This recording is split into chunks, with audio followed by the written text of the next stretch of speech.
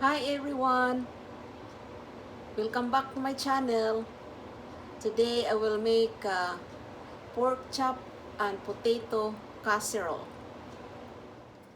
I have 6 pork chop here. I will season with salt and pepper.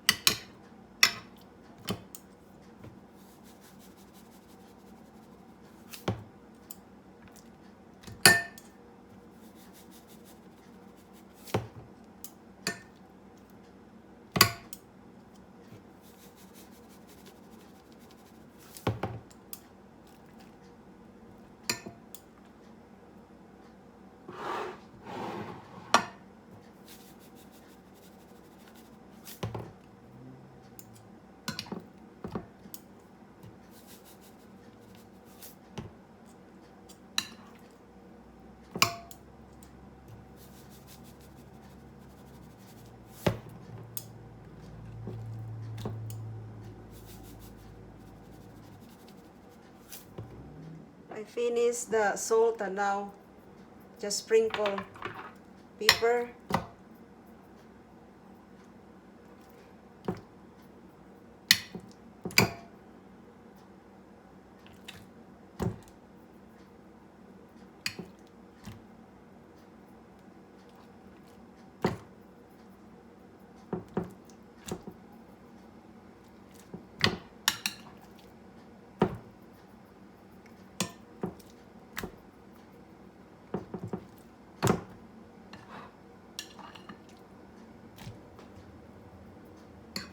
It just depends how you like. If you want lots of pepper and lots of salt.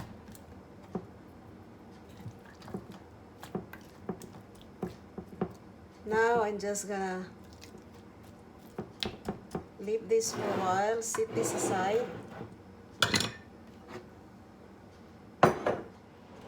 I turn my stove here for medium heat.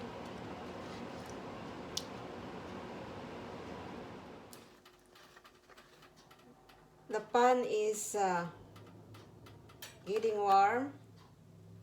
I will add about 2 tablespoons of oil.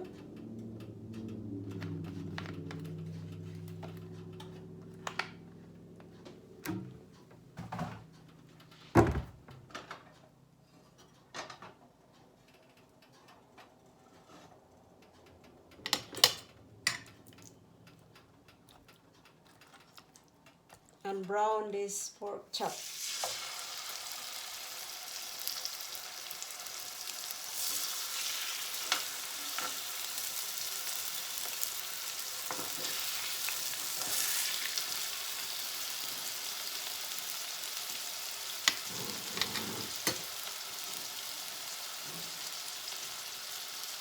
See you later. While waiting for my pork chop to brown, I'll slice 2 big potatoes.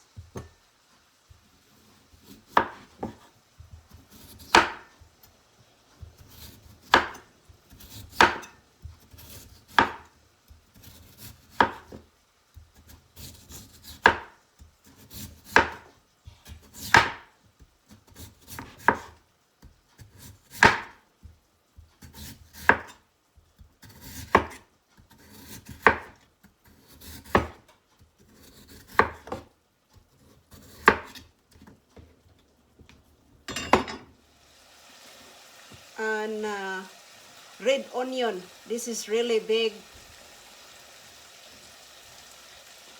And I'm just using half of red onion. It's been frozen. You can use frozen onions.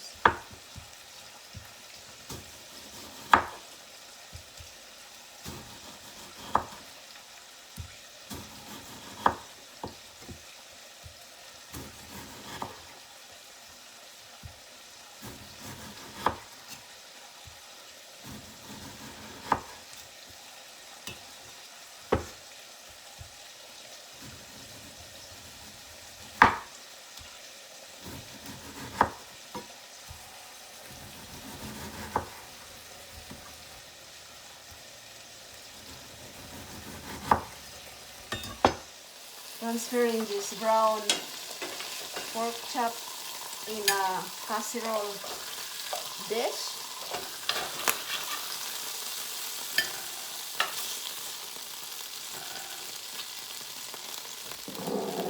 And then put the rest.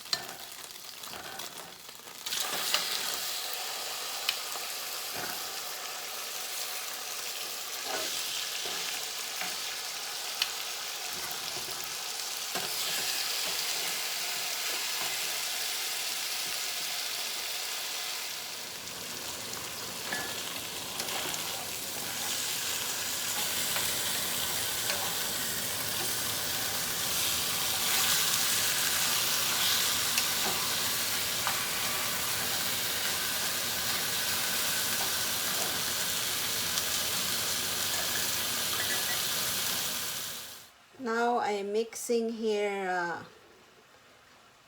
half a cup of milk, 1 can of cream of mushroom, about 284 ml,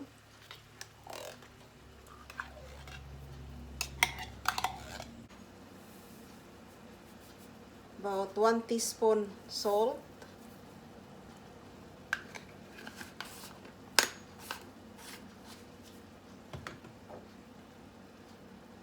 and a 1/4 teaspoon of ground black pepper.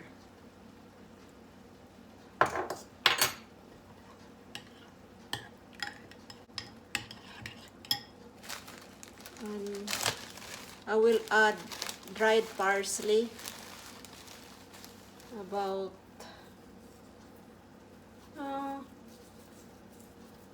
1 tablespoon.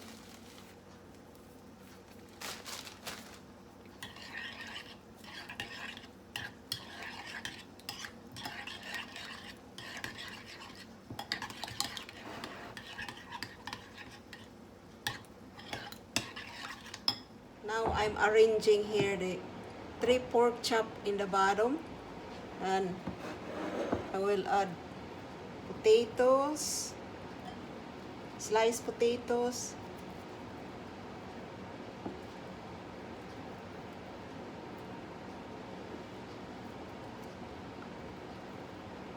and sliced onions,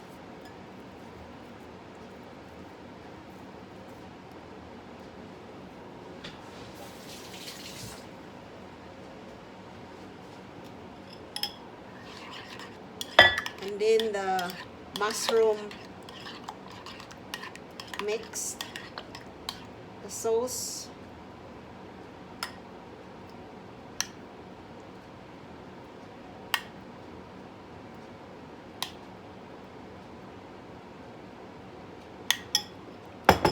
and then the pork chop,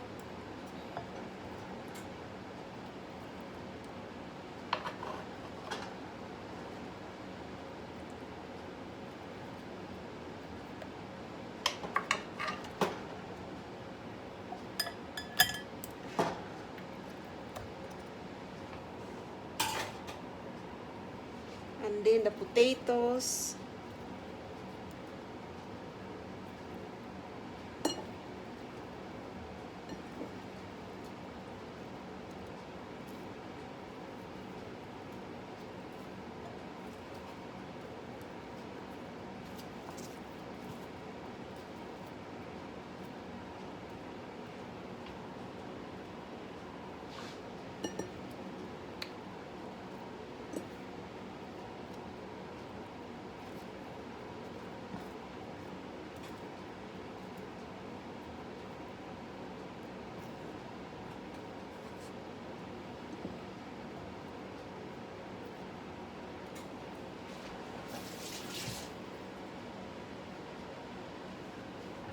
and then put the rest of the sauce.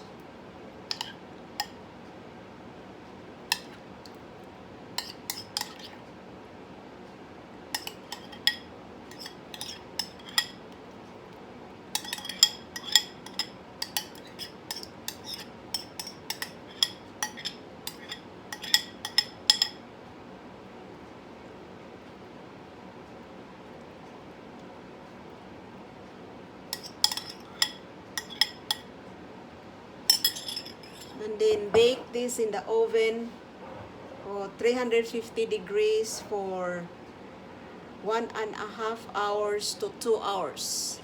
And see you later. Let's open my casserole, guys. Ta-da! It's looking very tasty and yummy. Oh, this is gonna be my supper. Okay. See you later. Let's eat, guys. I'm gonna taste the pork chop.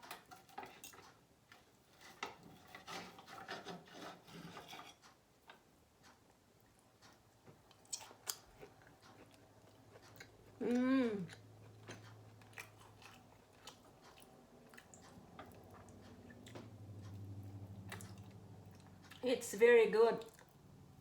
And the potatoes,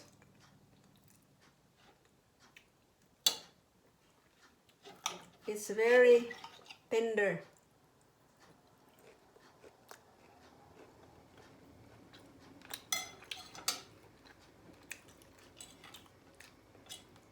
I have my mixed vegetables.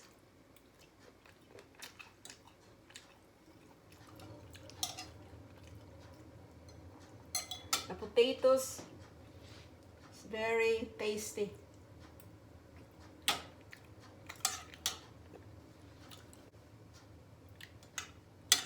Thank you guys for watching my video. And please don't forget to subscribe, share, and comments. Bye-bye. I will finish my supper here. Thanks a lot.